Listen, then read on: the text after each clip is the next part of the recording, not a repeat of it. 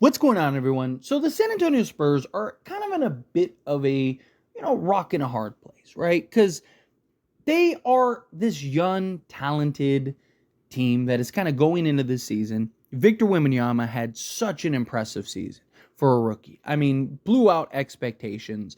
You got to imagine that he's going to only continue to improve and make strides. I mean, he's right now tearing it up in the Olympics, looking great as usual. And I just think that he's going to take some real strides this year in the NBA. I mean, there was already an argument that he was a top 15 player last year. In my opinion, he was the best defensive player in the league last year. And, I wouldn't be shocked if he moves into that 12 to 10 range, at least arguably, this upcoming season. Been very impressive. And there's a lot of just question about what direction do the Spurs go? And it doesn't necessarily mean it has to be this year in particular. But the Spurs, because Victor is so good out the gate, because Victor Wembanyama is so talented and already a top player in this league, that he is incredibly cheap. Do you go the usual route where you slowly build through the draft, you slowly build with your young guys, and, 3-4 years from now, boom, now you're a real contender? Or do you kind of expedite the process? So I kind of want to break down a little bit of both sides. And of course, I want to hear your thoughts and opinions. So let me know down in the comments below. But diving right into it, let's start with the side of the youth, right? Now, the San Antonio Spurs, they have, Vassell. They got to figure out what are they going to do with Keldon Johnson. Are they going to trade him? Are they going to keep him? You got guys like Zohan. You got Castle, who he looked good in Summer League, right? Definitely raw, definitely needs some work, but, he's a rookie, right? That comes with the territory. And, you look at the current status of the Spurs, and it's like they have this young talent with a ton of upside and potential. They have a treasure trove of draft picks that could potentially be lottery picks, and even have their own picks that, I mean, like I've seen people throw out, jokes when I've talked about the Spurs where they're like, oh, the Spurs are going to be in the lottery again. And it's like, for a young team, that's not really a bad thing, right? Like people throw it out there like it's this insult. But I actually think the Spurs will be pretty good. Now, will they be playoff good? I don't know. I think it really boils down to how healthy can everyone be, guys like Chris Paul in particular. And two, how much of a stride can Victor take? Right? Because Victor is incredibly special. But I do think that they're a team that are probably going to at least be in the conversation for a play-in spot. You sneak into the play-in, and the idea would be kind of remain patient. You kind of do the route where it's like, this year you're a play-in team. Or let's say you're just right on the bubble. Let's say you miss it by like a game, right? And then next year you're now you're a lock play-in team. And then you're a playoff team. Then you're, second round. And then you're conference finals. And now it's like, okay, well, now you're, 4 years in, 3 years in, whatever. And now you're an actual real contender year in and year out. Right? That's usually the slow burn. Right? That's usually what you've seen teams like OKC. And even like a great example is the OKC of old with like Durant, James Harden, and Russell Westbrook, where it was like, 1 year they missed the playoffs. Then the next year, they make the first round. Then the next year, the second round. Then the next year, the third round. Then the next year, they're in the NBA Finals, and they lose, and it's like, man, this team's going to win a championship. Right? The Spurs could go that route, and then hopefully they don't make the James Harden mistake, but there is this sense, again, of yes, it's great to have this young talent. It's great to have all these assets, but you also run into a point where you're going to eventually have to make tough decisions. You're eventually, because you're not going to have, 4 new rookies coming into the roster every single year. And even if you do, right, eventually, let's say you hit on one a year. Eventually, you're going to have to pay all those guys. Eventually, you're going to have to start trading guys. Eventually, you're going to have to start moving off of guys. Now, again, I'm not saying that the Spurs have to make this huge impact move right now. They can be patient and wait for the right piece. But I do think that there is this sense of you gotta make a move sooner rather than later. And again, that doesn't mean today. It doesn't even necessarily mean by like this NBA trade deadline, right?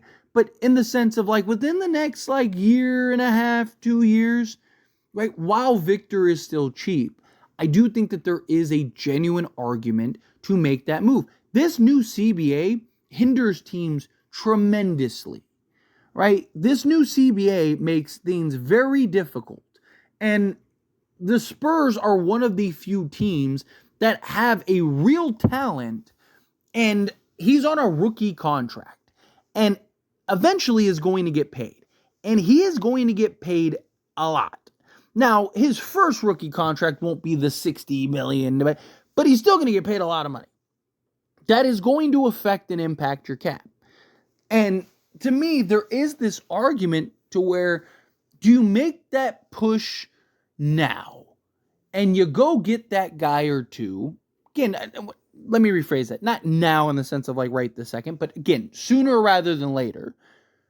Do you make that move ASAP and now you have this championship level team while Victor is on a cheap contract, and then potentially even win a championship or two before he ends up getting paid. And then you kind of have Victor move into that next wave of like, okay, he's really getting paid. And then you kind of evaluate it from there, right? Because again, at some point, Castle's going to have to get a contract, and Victor and Vassell's going to need a new one. And you're going to get to this point where you're going to have, yes, you're going to have all this young talent, but you're going to be paying out a ton of money on guys. And to me, it's like, I just think that there's this real argument to go and get that impact piece. And not even necessarily like a Lauri Markkanen, right? I mean, I do think Lauri Markkanen would help, but it could be like a Walker Kessler, or you could wait and see. Does a Devin Booker become available at some point? If you're the Spurs, do you go make that move? Right? Like, does a Giannis become available? And it's like, man, what would a Victor and Giannis do? You maybe explore that a little bit, right? But to me, again, I look at Victor and I look at how gifted he is. And we've seen teams make similar mistakes. And it's like, and look, I'm not saying, again, you have to necessarily put a championship team together just for Victor, for him leaving or anything like that. No, but in the sense of like, you have this incredible talent, and you have this incredible talent cheap. And the new CBA changed a lot. Before, you could just go into the tax. It didn't matter. Before, it's like, man, you have a championship level team. If you have a real contender, you pay. We have to pay $200 million this year. That sucks. But we're making that tenfold, right? Like, but the new CBA prevents a lot of that. Makes things very challenging and difficult. And I just look at Victor and just go, man, he is so good, so like immediately. And it's like, again, I love the Chris Paul move. I really like the Harrison Barnes move. And I do think that they're going to make them better. But do you try to kind of press it a little more and go, man, Chris Paul, Harrison Barnes, Victor Wembanyama, can we get a Walker Kessler, right? Boom. Now you got that. Now you got those, and it's like, man, can we, whatever, a wing comes available, Kevin Durant becomes available, you go make that push, right? Like, and just go, hey, let's go try to win a championship, right? Let's try to win a championship the next year or two, right? Because we have Victor so young. And then, like I said, once he gets the big contract, you figure it out. If you're still there and you can still win, then you just keep it going, right? But if there is that kind of like, no, maybe we need to retool a little bit, then maybe retool a little bit. But anyway, as always, this is a discussion. Pass question on you. Let me know your thoughts and opinions down in the comments below. What do you think?